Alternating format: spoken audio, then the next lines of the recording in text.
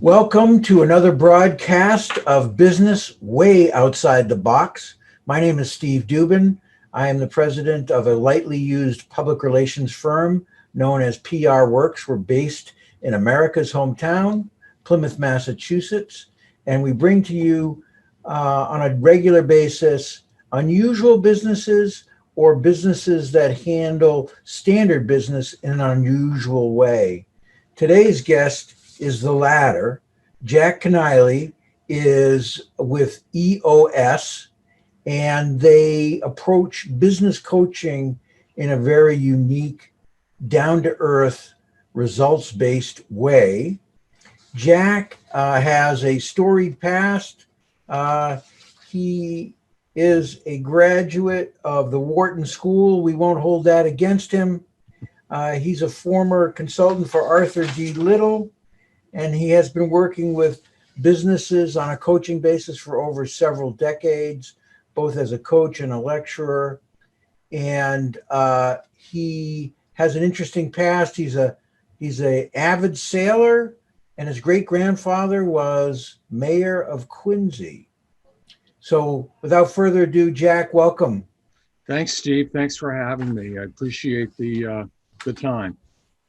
My pleasure. So why don't we jump into something that's really probably top of mind to a lot of folks, which is how is COVID impacting business and your clients in particular? Can you give us an example? Sure. I think when COVID first hit, most of my clients didn't know what to do. Nobody knew what it was going to look like. Nobody knew what the duration was going to be. Nobody knew what the impact on the business would be. I have about 20 clients. Most are B2B, but some have a strong retail component to it. The folks that were B2B really weren't impacted greatly. Most found 5 to 10% decrease in revenues. Surprisingly, some of my clients have done extremely well through the COVID, but my clients that had a strong retail component to it really got hit hard. I had one client who does seminars, real estate seminars all over the country, and they went from a $30 million business to zero in about a week and a half. So, depending on what industry the folks were in, they had different responses to COVID. I have to say, I think everybody innovated really well out of the whole situation. And, for the most part, folks planned correctly.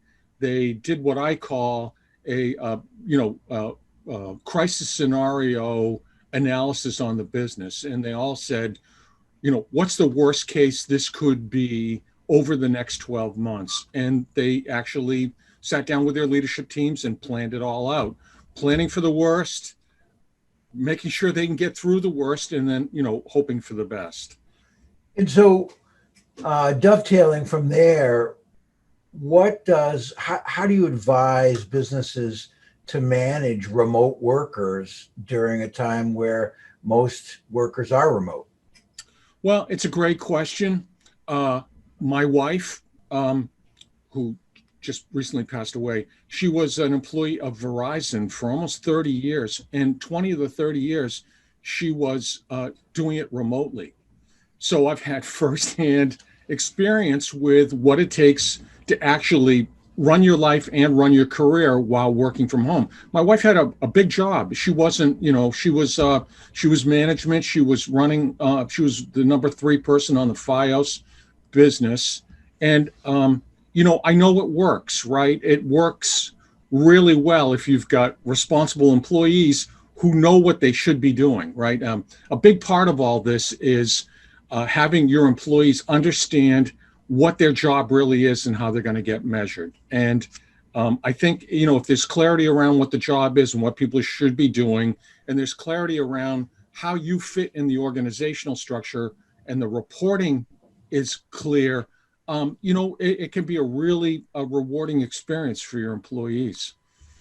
Okay. And so that sort of leads me to what makes EOS different from some of the better known, at least on the East Coast anyway, franchises for business coaching, like focal point coaching and action coach. I know that EOS started in the Midwest and, like everything else, slowly worked its way to the East. So a lot of our potential listeners may not be familiar with it. Yeah. So, you know, when I first meet somebody, I say I'm a certified EOS implementer, and they all say, "What the hell is that?" So I have to explain to them. I put it in context, and I say, all leadership teams and members of leadership teams need a coach, a peer group, and an operating system. And I'm the operating system. I don't think of myself as a coach. I think of myself as a facilitator. I'm teaching the leadership team the tools they need to run their business and get what they want from their business. And it's a comprehensive system of simple tools that help leadership teams and eventually the whole company run the business. So it's a little bit different from one-on-one coaching. I don't necessarily do that. I'll coach when there are issues around implementing EOS throughout the organization. But for the most part, I'm trying to teach the team the tools of EOS. Takes about 2 years, and I'm getting out. So I'm teaching the fishermen how to fish, and then I'm leaving. So it's really, really different. EOS and the implementation of EOS is really different from, being a coach, a one-on-one coach, or coaching, a team. And I usually, if I feel like the teams need coaching, or the owner or the leader of the leadership team wants a little extra coaching, I'll just bring in other. There are tons of great coaches out there, especially in New England. I'll bring in other folks to help with that kind of stuff. Okay. And what is a good fit for EOS? Is it niche industries? Is it size of business? Is it type of business? You tell me. No, it's not. I mean, so for us, I think my sweet spot in terms of clients are privately held businesses with 10 to 250 employees who are what I call hitting the ceiling, having difficulty getting traction and accountability out of the company, and maybe are going sideways on their goals. But there's this notion of the leadership team, struggling to manage what they have and then working as a group, as a team to reach those goals. So, again, privately held, 10 to 250 employees, willing and open to change in order to do what they do better. And I just want to say that, I come from a management consulting background, right? I did huge management consulting jobs. I did strategy jobs for companies like Cargill. And, I do these jobs, and one of them cost $5 million, and we had 40 people working on it. And this kind of stuff just goes and sits on the shelf, right? And over the years, I've just seen that most folks have struggled to run businesses, and they don't have a systematic way of thinking about how to run the business. And this goes across all industries. It really doesn't matter, right? I mean, I taught at Wharton for 4 years. I taught entrepreneurship at Wharton, and I was always looking for ways of communicating to my students the ways of running their businesses. And, back then, this is the early 90s, there was nothing out there. EOS has been around for about 10 years. I'm a true believer. I think it's revolutionary the way the system is put together and the way, I teach the tools to the businesses so that the businesses can get more of what they want out of their companies. And so let's go to maybe a real life example. I brought to you one of my clients, a printer in Greater Boston, who really had reached a certain level of success, but was stuck there and wanted to take a whole new look at how to expand their business and maybe eventually move on from that legacy. Tell us a little bit about what you were able to do for them. So it's, thank you for the referral. I appreciate it. It's a really interesting company, and to some extent, it's very typical of all the companies I see.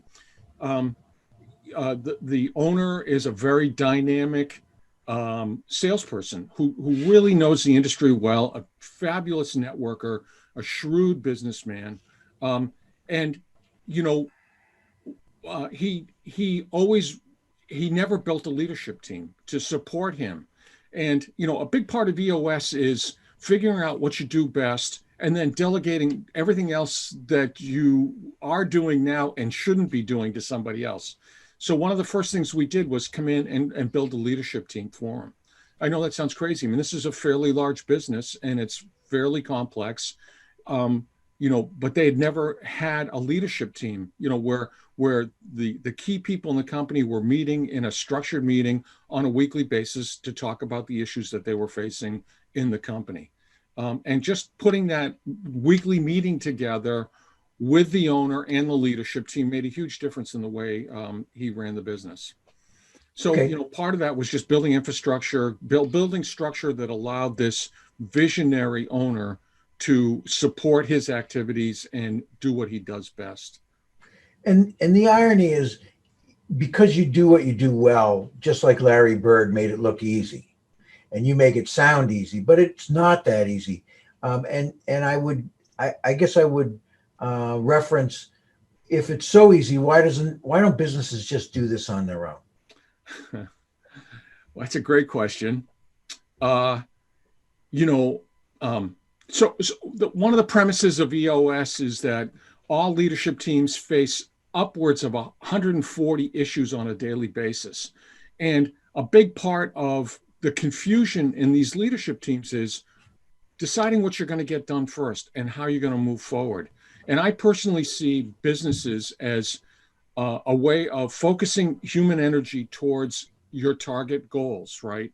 And if you don't have a structured way of thinking about how you're going to focus that energy and what that structure should look like, you're lost, And I find that talented business people tend to want to meddle in the business too much. A big part of what I do is getting these talented individuals to delegate and elevate, take the stuff they're really, really good at and focus on that, and then delegate out the rest of the stuff to the people that should be doing it.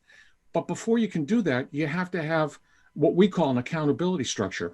What does your business look like? How is it structured? What's the structure and the function of the business? And what are the seats?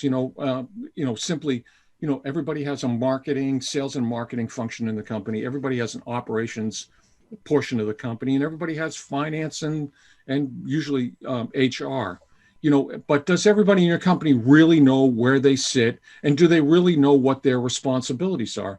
And I would say 90% of the time they don't.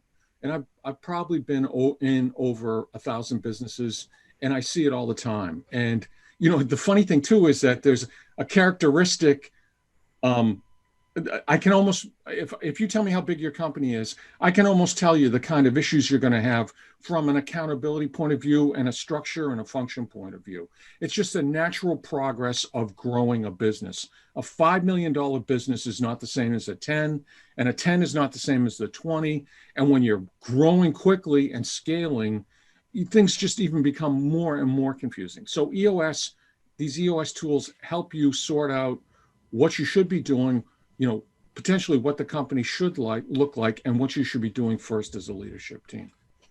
And one of your key focuses is issue solving. Yes. Talk a little bit about maybe what that looks like and an example.